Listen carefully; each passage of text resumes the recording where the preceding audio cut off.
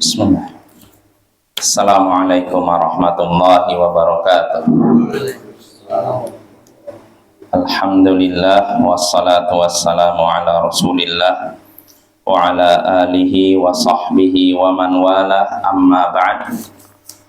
Ayol ikhwah, a'azzani wa a'azzakumullah, saudara-saudaraku yang semoga dimuliakan oleh Allah. Kita bertemu kembali di malam Kamis untuk mengkaji hadis-hadis Nabi Sallallahu Alaihi Wasallam yang ada dalam kitab Al-Arba'una Haditsan fi Fadli La Ilaha Illallah.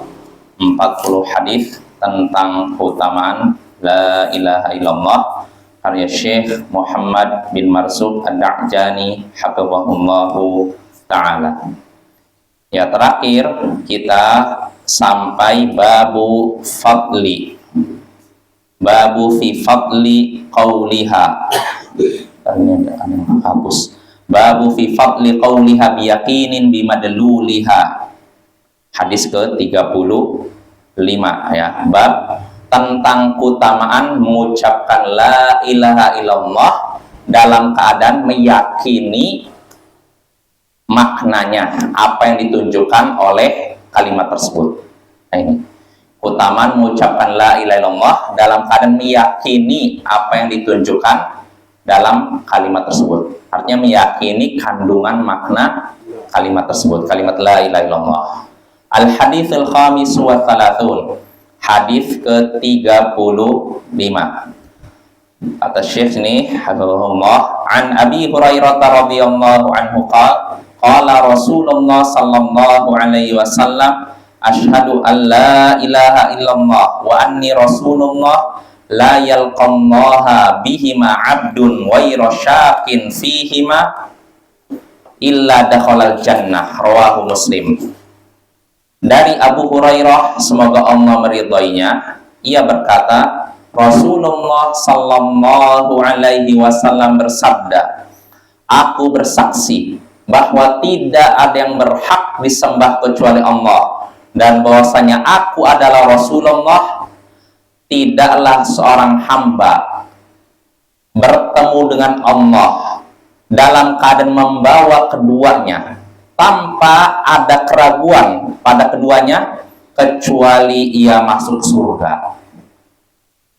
Rasulullah SAW bersabda, aku bersaksi bahwa tidak ada yang berhak disembah kecuali Allah, dan bahwasanya aku adalah Rasulullah.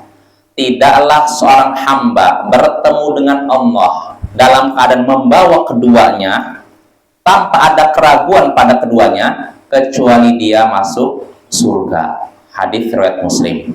Ini hadisnya insya Allah jelas ya.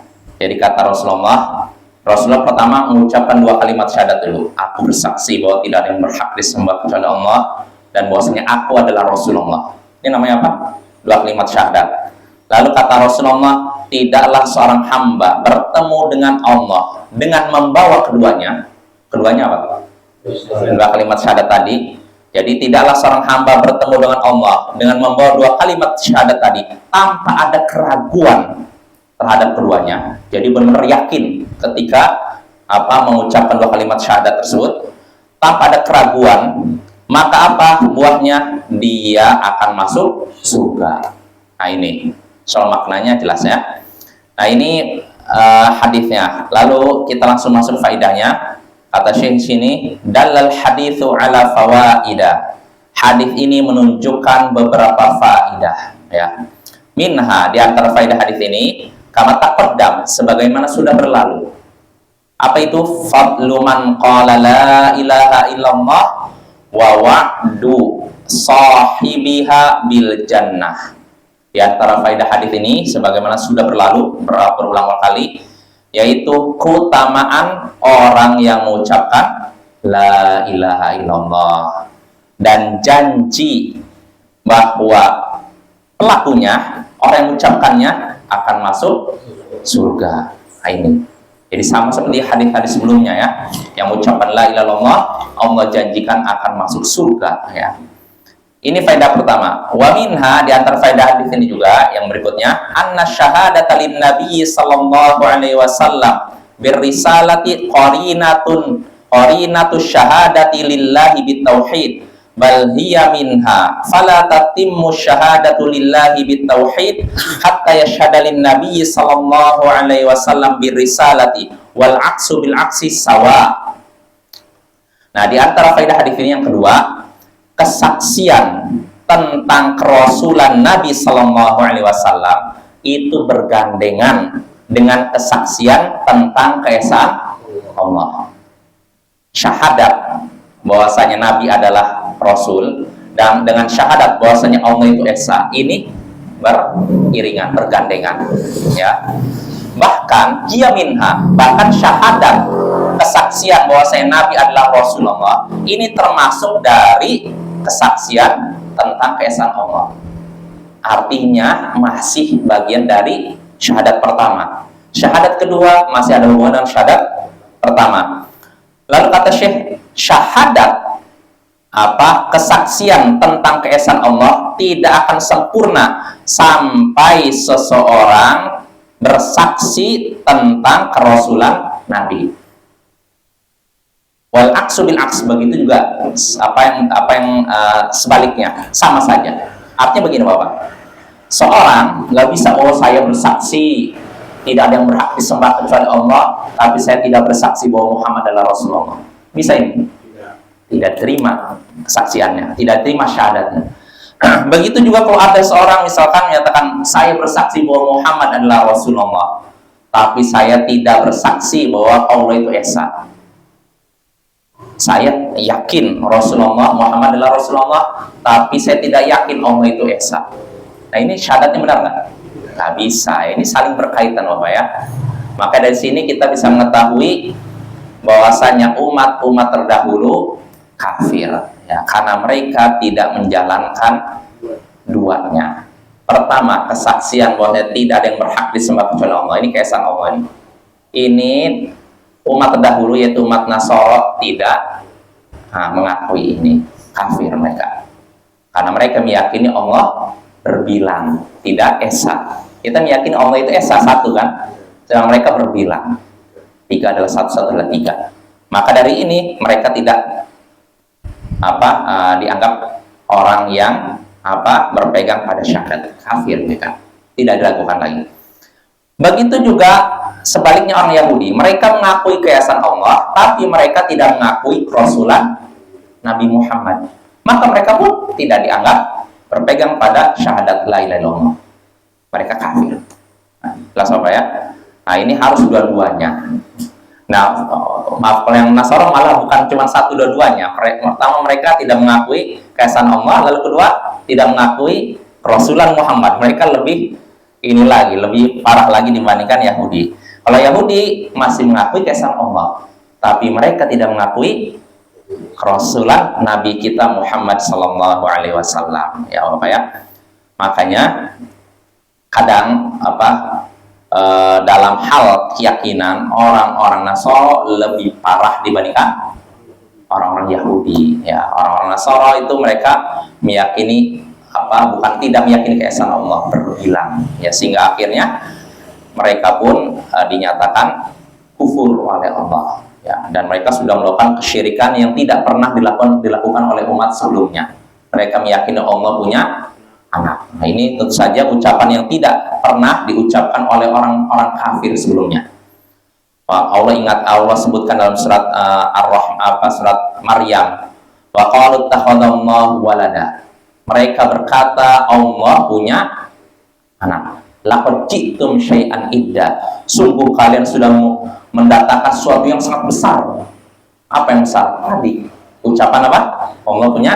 Nah, ini. Lalu Allah katakan takadus samawati yatafattarna minhu wa tanshaqqul ardu wa takhirul jibalu hadda. Hampir-hampir saja langit pecah. Bumi terbelah dan bukit-bukit runtuh. Kenapa? Anda'ulir rahmani walada. Karena mereka menganggap bahwasanya Ar-Rahman, Allah punya anak. Nah, ini Bapak ya. Jadi itu bukan ucapan yang remeh. Menyatakan Allah punya anak bukan ucapan yang remeh, ucapan yang besar. Kata Allah, hampir-hampir saja langit pecah. Watan syakul ardu, bumi belah. Dan gunung-gunung runtuh gara-gara ucapan itu. Maksudnya karena marah, langit, bumi, gunung itu hampir saja marah mendengar ucapan Allah punya anak, Bapak ya. Jadi mereka pertama tidak mengakui keesaan Allah, kedua mereka juga menolak kerasulan Nabi kita. Beda dengan orang Yahudi. Mereka mengakui keesaan Allah tapi tidak mengakui kerasulan Nabi Muhammad, bahkan tidak mengakui kerasulan Nabi Isa ya, Bapak ya. Jadi mereka mendustakan Nabi Isa dan mendustakan Nabi Muhammad, walaupun hati kecil mereka mengakui kerasulan dua nabi ini, Nabi Isa dan Nabi Muhammad ya. Dan mereka semua orang Yahudi juga, yang parahnya juga mereka juga berusaha untuk menyingkirkan dua nabi ini, Nabi Isa dan Nabi Muhammad. Ya, mereka yang berusaha untuk membunuh keduanya. Namun Allah selamatkan dua nabi ini dari makar mereka, Bapak ya. Nah ini, jadi kita kembali lagi, syahadat kita tentang keesaan Allah tidak akan sah tanpa syahadat kita tentang kerasulan Muhammad. Jadi nggak bisa kita syahadat bersaksi bahwa tidak ada yang berhak disembah kecuali Allah, tapi tidak mengakui Nabi Muhammad Rasulullah. Nggak bisa, nggak sah. Begitu juga kalau seorang menyatakan saya mengakui Muhammad Rasulullah, tapi saya tidak mengakui keesaan Allah. Allah boleh disembah dan boleh juga selain Allah disembah.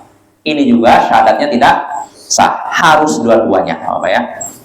Nah, kalau sudah duanya jalankan, barulah dianggap muslim ya. Tapi kalau cuma satunya tidak dianggap muslim.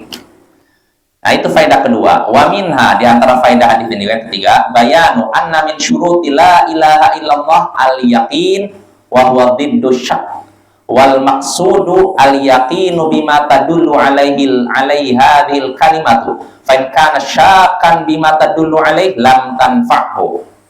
Di antara faedah hadis ini penjelasan bahwasanya termasuk syarat la ilaha illallah yaitu yakin. Yakin lawannya asyak. Syak apa? Ragu ya. Jadi di antara syarat la ilaha illallah sah bisa diterima yaitu harus yakin. Lawannya ragu, tidak boleh ragu. Maksud yakin ini apa? Kata Syekh sini, yakin tentang apa yang ditunjukkan oleh kalimat tersebut. Kalimat apa? La ilaha illallah. Harus yakin. Nah, apa yang ditunjukkan oleh kalimat la ilaha illallah? Artinya hanya Allah lah yang berhak disembah, hanya Allah yang berhak diibadahi. Kita hanya beribadah kepada Allah. Nah, kita harus yakin. Kalau kita ragu, apa hanya Allah saja yang boleh diibadahi? Apa yang selainnya nggak boleh? Nah, ini udah ragu nih, nggak sah. Syaratnya tidak terpenuhi. Nah, kata Syekh sini, fa in kana syakkan bima tadullu alaihi lam tanfa'hu. Kalau ragu tentang apa yang ditunjukkan oleh kalimat tersebut, maka kalimat tersebut tidak akan bermanfaat baginya. Jadi ragu, apa benar hanya Allah yang boleh diibadahi? Kenapa Rasul tidak boleh diibadahi? Apa iya Rasul tidak boleh diibadahi? Apa cuma Allah saja? Nah, ini kalau udah ragu, kalimat tauhid la ilaha illallah tidak bermanfaat bagi dia. Walaupun dia mengulangi sampai 1000 kali sekalipun. Ya, karena tidak yakin. Maka yakin syarat, Bapak ya. Gak boleh ragu. Apa dalilnya? Qala ta'ala, Allah berfirman, di sini Syekh menyebutkan dalilnya dalam surat Al-Hujurat ayat 15, innamal mu'minuna alladzina amanu billahi wa rasulihi tsumma lam yartabu. Sesungguhnya orang-orang beriman hanyalah orang yang beriman kepada Allah dan Rasulnya lalu mereka tidak ragu. Nah, ini orang beriman yang sebenarnya, yaitu yang beriman kepada Allah lalu tidak ragu. Kalau sudah ragu, tidak beriman ya, tidak dianggap muslim, batal keimanannya, batal keislamannya, batal syahadatnya, Bapak ya. Batal syahadat yang sudah dia ucapkan. Sebelumnya dia mengucapkan kalimat syahadat, asyhadu alla ilaha illallah wa anna muhammadar rasulullah. Sudah diucapkan, tapi setelah itu ragu, benar enggak ya Allah itu esa? Apa benar cuma Allah saja yang boleh diibadahi? Apakah Nabi tidak boleh diibadahi? Kalau udah ragu, batal. Nah, ini Atau meyakini misalnya gini, saya yakin Allah itu Esa, saya yakin Muhammad ini Rasul, tapi apakah Muhammad ini Rasul terakhir ya? Ragu-ragu kan? Rasul terakhir bukan ya? Wah, udah ragu-ragu. Karena dia dengar di India muncul Nabi juga, namanya Mirza Ghulam Ahmad. Dia ragu, benar tidak Rasul ini Nabi terakhir, Rasul terakhir. Kan di sana ada orang yang katanya ngaku Nabi di India. Jangan-jangan dia seorang Nabi. Nah, kalau sudah ragu gini Bapak, syahadatnya batal. Bukan Muslim. Makanya Bapak, para ulama di dunia udah sepakat bahwasanya Ahmadiyah yang meyakini bahwasanya Mirza Ghulam Ahmad Nabi setelah Nabi Muhammad, para ulama di dunia sepakat bahwa ini Ahmadiyah bukan Muslim. Karena mereka sudah membatalkan dua kalimat syahadat, terutama syahadat yang terakhir, yang kedua itu Bapak ya. Kalau dengan kasus sekarang kita yang di Pasaman itu kan, yang viral juga. Apa itu? Yang Imam Mahdi. Oh, Imam Mahdi lain lagi ya. Itu lain, karena itu kan nggak ada hubungannya apa dengan syahadat. Walaupun kita tahu salah, pasti menyimpang ya. Tahu dari mana itu Imam Mahdi? Sedangkan Imam Mahdi kan pertama jelas dia namanya Muhammad, bapaknya Abdullah, dan dia dari Quraisy, suku Quraisy, keturunan Nabi Muhammad. Dan dalam riwayat hadis banyak sebutkan ciri-cirinya, dan ini belum terjadi. Dan Bapak yang ngaku Imam Mahdi bukan cuma zaman sekarang aja, udah sejak lama banyak orang, sampai orang Syiah pun meyakini imam terakhir mereka Imam Mahdi ya, masuk sembunyi dalam gua dan akan keluar di kemudian hari. Banyak Imam Mahdi, sampai yang terjadi di Arab Saudi. Mungkin Bapak tahu kan kisah bagaimana Masjidil Haram mereka kuasai. Jadi kelompok Juhaiman ini mereka meyakini bahwasanya siapa waktu itu yang satu orang itu, siapa yang Juhaiman kan ininya, yang teman Juhaiman itu bahwa dia adalah Imam Mahdi. Jadi bahwa ketika itu Masjidil Haram mereka kuasai, lalu semua orang yang sedang sholat subuh gitu dipaksa ngakui bahwa pemimpin pasukan ini adalah Imam Mahdi. Nah, ini Bapak, jadi terjadi di awal abad ke-15 Hijriah, 1400 Hijriah, tahun 1979 ya. Ini kisahnya menegangkan Bapak ya. Karena apa? Pasukan Juhaiman ini masuk ke Masjidil Haram menggunakan keranda mayat. Jadi pasukan keamanan ya, apa yang menjaga Masjidil Haram ngira itu mayat dimasukkan ke dalam Masjidil Haram. Ternyata di dalamnya senjata laras panjang. Jadi beberapa mayat, keranda mayat dibawa masuk, mau disolatkan kan? Nah, siapa yang sangka ternyata keranda mayat itu isinya senjata laras panjang semua. Lalu Juhaiman beserta pasukannya ngambil senjata itu, lalu mengepung semua anggota Juhaiman ini menempati pintu-pintu Masjidil Haram. Bahkan mereka juga naik ke menaranya supaya mantau.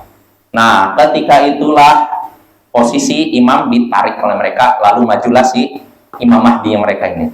Lalu mengumumkan bahwasanya sudah ada Imam Mahdi zaman sekarang, maka wajib bagi kaum muslimin untuk berbaiat, berjanji setia untuk mengakui kepemimpinan Imam Mahdi ini. Semua yang ada di situ, jamaah salat subuh, termasuk orang yang lagi umroh, semuanya dipaksa membaiat Imam Mahdi mereka.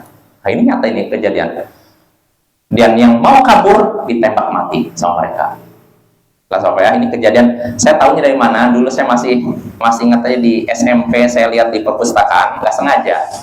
Ketika saya buka-buka perpustakaan, saya lihat ada apa ini, kesaksian warga negara Indonesia yang terkepung di Masjidil Haram.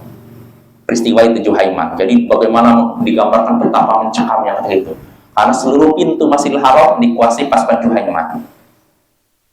Dikepung semua, mereka tempatin, setiap ada yang mau lari tembak mati. Dan akhirnya ketika Juhaiman sudah menguasai Masjidil Haram, mengumumkan bahwa dia orang yang dia usung itu Muhammad bin Said Qahtan, kalau salah namanya itu yang Imam Mahdi. Ini adalah Imam Mahdi, semua yang ada di Masjidil Haram harus berbaiat kepada dia. Diumumkan ketika itu. Nah, apa reaksi pemerintah Arab Saudi? Setuju? Tentu saja enggak, ini batil Imam Mahdi dari mana ini? Akhirnya apa? Ketika itu pemerintah Arab Saudi berkonsultasi dengan para ulama ya Saudi. Bagaimana nih? Karena yang jadi masalah ini Masjidil Haram, Bapak ya. Ini kan tempat paling suci di muka bumi. Jangan sampai ada pertumpahan darah. Walaupun udah ada yang dibunuh oleh Juhaiman, tapi pemerintah Saudi nggak bisa sembarangan nyerang-nyerang gitu aja, Bapak. Karena ini tempat paling suci. Maka ketika itu pemerintah waktu itu Raja Fahd konsultasi dengan para ulama di sana. Maka para ulama mengutus beberapa ulama untuk menasihati kelompok Juhaiman ini. Diumumkan, hendaknya kalian bertaubat kepada Allah, hendaknya kalian segera keluar dari Masjidil Haram, perbuatan kalian sudah melanggar kesucian tanah suci Mekah. Jelaskan. Setelah dijelaskan, dinasihati berhari-hari, bukan satu hari, terus nasihatin terus. Rupanya mereka tetap keras kepala. Mereka meyakini bahwa pemimpin pasukan mereka adalah Imam Mahdi. Nah, akhirnya setelah nasihat demi nasihat tidak mereka patuhi, tidak mereka dengar, maka Dewan Ulama Arab Saudi pun memfatwakan kepada pemerintah Arab Saudi untuk menyerang mereka. Nah, jelas Bapak ya, menyerang mereka.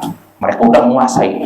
Dan yang jadi masalah Bapak, ketika pemerintah tentara Arab Saudi mau masuk, banyak korban. Kenapa? Pasukan Juhaiman ini menempati posisi-posisi strategis di atas, di apa. Sedangkan ketika itu pasukan Sulaiman mau masuk tembak. Dan yang jadi masalah, saya dengar dari dosen saya yang pernah di Arab Saudi, dan ketika peristiwa itu dia juga nyaksikan. Ada dosen Indonesia nyaksikan. Yang jadi masalah, kenapa ketika itu tentara Saudi banyak yang gugur? Pertama, karena pasukan Juhaiman menempati posisi strategis. Kedua, ternyata di luar masjid ada pendukung mereka. Jadi artinya apa? Ditembak dari depan dan ini rumit Bapak ya. Nah, sehingga akhirnya setelah banyak korban, barulah ketika itu pemerintah Arab Saudi konsultasi sama pasukan khusus Prancis. Bagaimana karena pemerintah Saudi nggak punya pengalaman ketika itu menghadapi teroris kayak gitu kan. Nah, setelah konsultasi barulah diserang dengan serangan terukur, artinya benar-benar tepat gitu loh. Nah, dari hasil serangan ini sekitar seminggu lebih barulah Masjidil Haram dikuasai lagi, tapi banyak berguguran orang-orang yang tidak bersalah plus pasukan Juhaiman.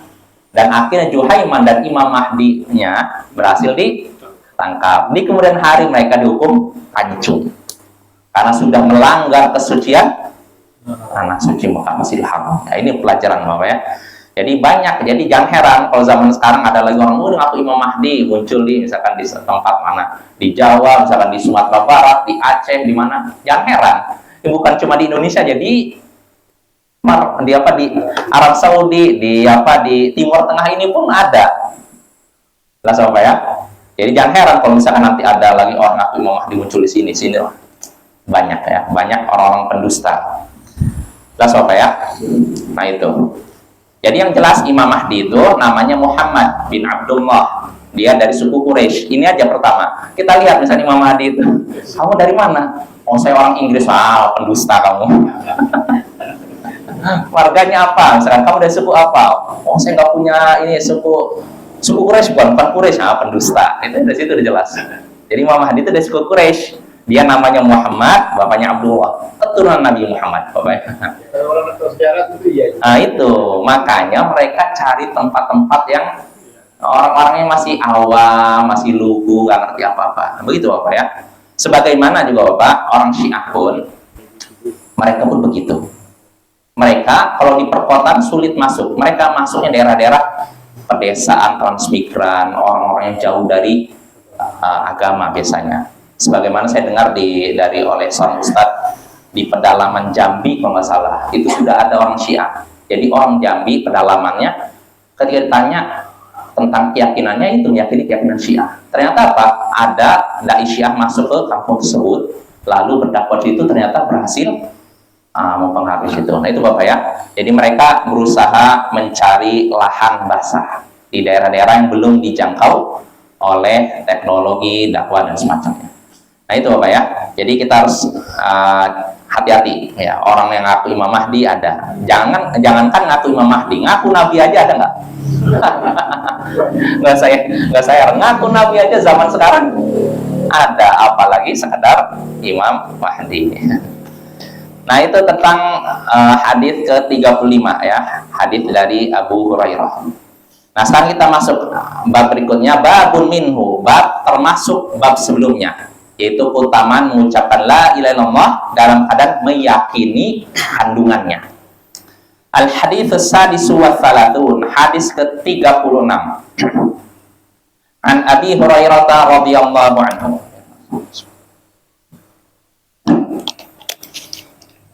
An Abi Hurairah radhiyallahu anhu min haditsin tawil anna Nabiy sallallahu alaihi wasallam ba'atha bin alaihi faqala man laqita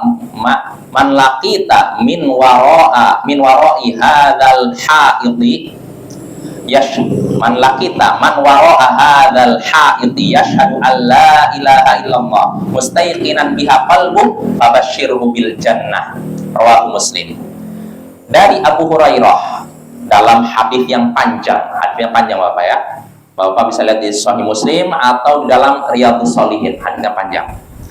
Dari Abu Hurairah dalam hadis yang panjang, bahwasanya Nabi Shallallahu Alaihi Wasallam mengutus Abu Hurairah dengan memberikan 2 sendal beliau. Lalu beliau pun bersabda, siapa yang engkau temui di balik tembok ini, siapa yang kau temui di balik tembok ini dalam keadaan dia bersaksi bahwa tidak ada yang berhak disembah kecuali Allah, dia dalam keadaan meyakininya, dalam keadaan hatinya meyakininya, maka berilah kabar gembira kepadanya berupa surga. Hadis riwayat Muslim. Siapapun yang engkau temui di balik tembok ini yang bersaksi bahwasanya tidak ada yang berhak disembah kecuali Allah, dalam keadaan hatinya meyakini itu, maka berilah dia kabar gembira berupa surga. Hadis riwayat Muslim. Nah, ini hadisnya Bapak ya. Jadi hadisnya dari Abu Hurairah, hadisnya panjang. Nabi suatu hari, sebenarnya hadisnya gini, suatu hari Abu Hurairah kehilangan Nabi, lalu mencari-cari ke sebuah kebun milik Ansor. Lalu mana nih?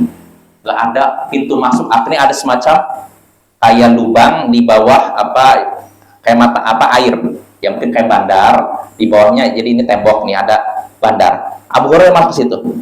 Nah, setelah masuk situ ternyata Rasulullah di dalam. Nah, disinilah Rasulullah langsung memberikan kepada Abu Hurairah 2 sendal beliau. Lalu menyuruh Abu Hurairah, siapapun orang di balik tembok ini yang bersaksi tidak ada yang berhak disembah kecuali Allah, dalam keadaan meyakininya, maka berilah dia kabar gembira berupa surga. Nah, ya, ini hadisnya. Nah, terus apa sikap Abu Hurairah setelah dapat perintah ini? Kira-kira apa? Langsung disampaikan, dan yang pertama kali dia temui dan disampaikan hadis ini Umar bin Al-Khattab. Akhirnya Abu Hurairah pun menyampaikan hadis ini, Umar langsung mukul ininya. Kenapa? Rupanya Umar ingin Abu Hurairah, artinya tidak sembarangan menyampaikan hadis. Akhirnya Abu Hurairah karena didorong oleh Umar kesakitan, dia pun langsung kembali lagi bersama Rasulullah, bersama Umar menuju Rasulullah. Rasulullah kaget, kenapa kamu Abu Hurairah? Kayak kesakitan. Rupanya saya udah nyampaikan perintah Anda tadi. Saya kata Anda kan, siapapun orang di balik tembok ini yang bersaksi tidak ada yang berhak disembah kecuali Allah, dalam keadaan meyakininya, berilah kabar gembira berupa surga. Saya nyampaikan ini kepada Umar, ternyata Umar malah mendorong saya. Namun apa kata Umar? Wahai Rasulullah, artinya Umar gini, Umar bukan berarti mendustakan kabar dari Abu Hurairah, enggak. Bukan berarti mendustakan hadis Nabi. Cuma Umar khawatir kalau hadis ini nyampe orang-orang, nanti orang jadi malas beramal. Udah, saya udah yakin tidak ada yang berhak disembah kecuali Allah. Saya yakin udah nggak perlu.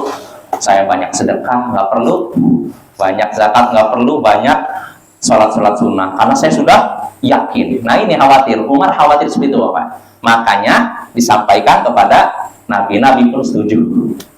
Lah, Bapak ya. Jadi ini kisahnya. Jadi Abu Hurairah menyampaikan pada Umar, Umar langsung Dan inilah sikap Umar. Mungkin kalau kita hidup di zaman Nabi, kita udah ketakutan terhadap Umar. Karena Umar ini pokoknya apapun yang dia pandang itu batil, dia langsung apa adanya dikeluarkan. Tidak ada basa-basi, Bapak. Jadi ketika menyaksikan Abu Hurairah menyampaikan hadis yang dikhawatirkan menimbulkan apa?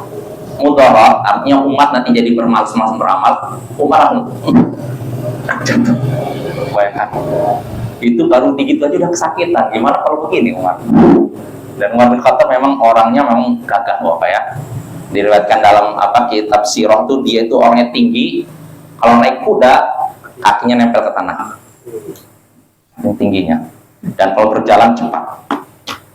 Dan kalau bersuara keras suaranya.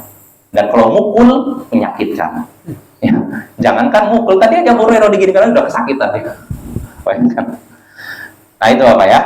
Nah itu tentang hadis tadi. Soal jelas ya. Jadi Rasulullah ketika itu menyuruh Abu Hurairah sambil membawa sendal. Maka sebagai apa? Bukti. Ini sendal Rasulullah nih. Rasulullah berkata, siapapun yang bersaksi tidak ada yang berhak disembah kecuali Allah. Dalam keadaan yakin, maka berilah kabar gembira berupa apa? Ini sambil bawa apa? Sendal sebagai bukti maksudnya gitu Bapak. Jelas ya? Nah ini hadisnya. Nah, dalal haditsu ala fawaid. Hadis ini menunjukkan beberapa faidah. Apa saja? Minha, di antara faidah hadis ini, anna man syahida alla ilaha illallah fahuwa min ahlil jannah bi syartil yaqini biha wa bima ja'at bihi. Nah ini. Di antara faidah hadis ini, siapa yang bersaksi bahwa tidak ada yang berhak disembah kecuali Allah, maka dia termasuk penghuni surga.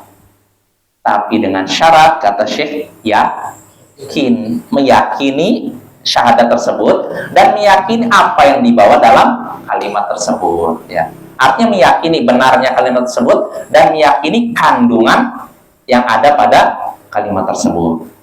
Jadi nggak cukup mengucapkan aja, harus yakin. Maka kata Syekh ini, faman syakka fiha au ba'di ma ja'at bihi falaysa min ahliha. Siapa yang ragu akan kalimat tersebut atau sebagian dari isi pada kalimat tersebut yang dibawa dalam kalimat tersebut, maka dia bukan termasuk penghuni surga. Kalau bukan termasuk penghuni surga berarti neraka, oh ya. Nah ini, maka harus yakin. Ustaz, Ya. maksud yakin di sini ini kan istilahnya dia melaksanakan perintah dia apa namanya itu? Menjalankan konsekuensinya. Bukan. Yakin. Artinya kalau menjalankan konsekuensinya ada lagi hadisnya. Nah, itu artinya mengamalkan apa yang ditujukan kalimat tersebut kan. Nah, yakin nggak? Yakin aja. Saya yakin ini benar kalimatnya.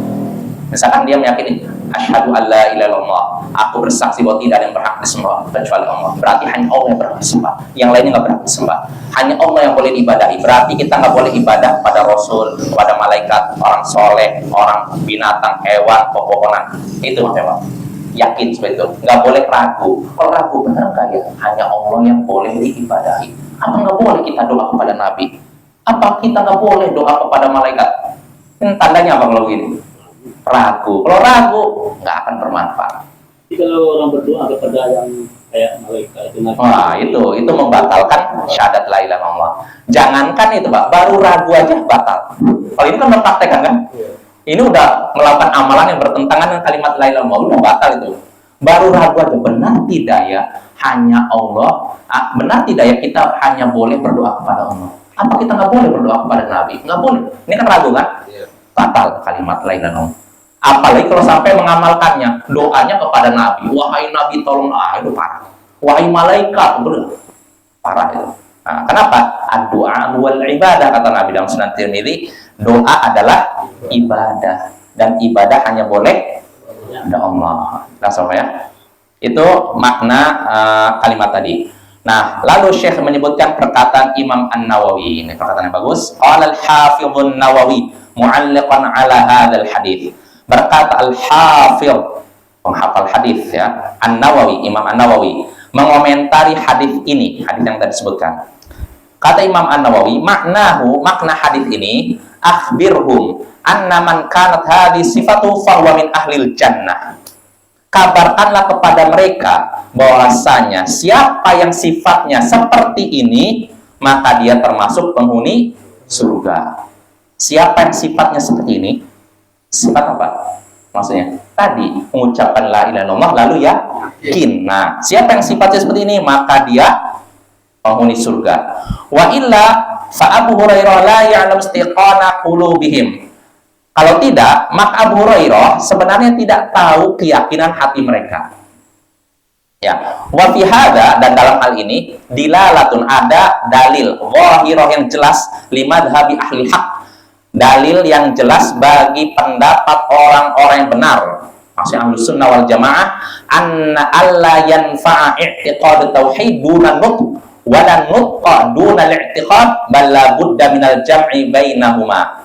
Nah, dalam hadis ini kata Imam An-Nawawi ini terdapat dalil yang jelas, dalil bagi Ahlus Sunnah bahwasanya keyakinan tentang keesaan Allah tidak bermanfaat tanpa diucapkan. Nah, dan apa yang diucapkan juga tidak bermanfaat tanpa diyakini. Nah ini, ya kan? Bal akan tapi mesti digabungkan antara keduanya, yakin dan diucapkan. Jelas apa ya? Makanya Ahlus Sunnah wal Jamaah meyakini iman itu apa? Keyakinan, ucapan dan perbuatan. Nah ini termasuk dengan masalah la ilaha illallah gitu. Pertama dia yakin hanya Allah yang berhak diibadahi. Lalu ucapkan. Ucapkan dengan apa? Asyhadu an la ilaha illallah. Terus diamalkan. Amalnya dengan apa? Nah, doanya hanya kepada Allah, nyembelih binatang hanya untuk Allah, bukan untuk jin, bukan untuk makhluk-makhluk halus dan kasar. Nah itu apa ya? Saya ada waktu. Atau kita selesaikan ya, terakhir ya.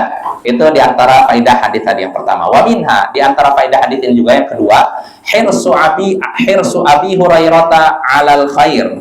Ya, semangat Abu Hurairah dalam mengejar kebaikan. Karena Bapak, pertama dia itu kan kehilangan Nabi. Lalu apa? Mencari-cari Nabi. Di mana ya Nabi? Nah setelah ketemu, kata Nabi ini, bahwa sendal ini kabarkan kepada orang di balik tembok ini, siapa yang bersaksi bahwa tidak ada yang berhak disembah kecuali Allah. Dalam keadaan yakin, maka apa? Beri kabar gembira kepada surga. Apa reaksi Abu Hurairah setelah dengar hadis ini? Langsung dia. Jadi nggak nantilah Rasulullah, saya masih capek lah, nanti tunggulah besok enggak. Langsung ketika itu juga. Nah ini semangatnya Abu Hurairah. Wa minha, terakhir ini faidah terakhir di antara faidah hadis ini, tawfiqun naql bima yadullu ala sidqihi wa huna hamlun na'li min dzalik kay yakunu dzalika dalilan ala luqiyhi lin nabiy sallallahu alaihi wasallam wa sima'ihi minhu hadzal khabar. Menguatkan penukilan dengan sesuatu yang menunjukkan benarnya penukilan tersebut. Artinya gini, kita kalau ingin menukil sesuatu hendaknya dikuatkan dengan sesuatu yang menguatkan penukilan kita. Kalau kita ingin mengabarkan sesuatu, hendaknya disertai dengan sesuatu yang menguatkan kabar tersebut. Contohnya di sini membawa apa tadi? Sendal Nabi.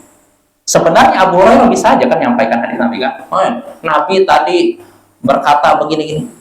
Tapi Nabi nggak seperti itu. Nabi supaya orang yang dengar benar-benar yakin, setelah disampaikan dibawa buktinya nih, saya ketemu Nabi di sana.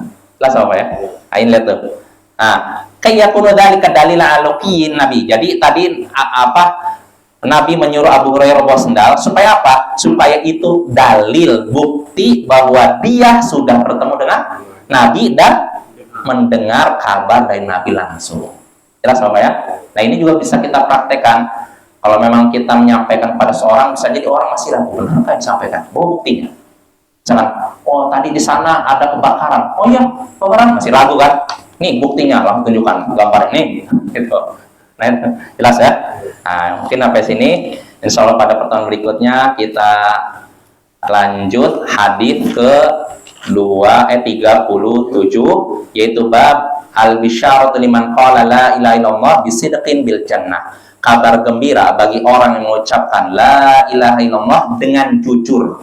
Kabar gembiranya apa? Berupa surga. Ya, ini insyaallah akan kita bahas pada pertemuan berikutnya. Wassallallahu ala nabiyyina Muhammadin wa ala alihi wa sahbihi ajma'in. Wa akhiru da'wana anil hamdulillahi rabbil alamin. Assalamualaikum warahmatullahi wabarakatuh.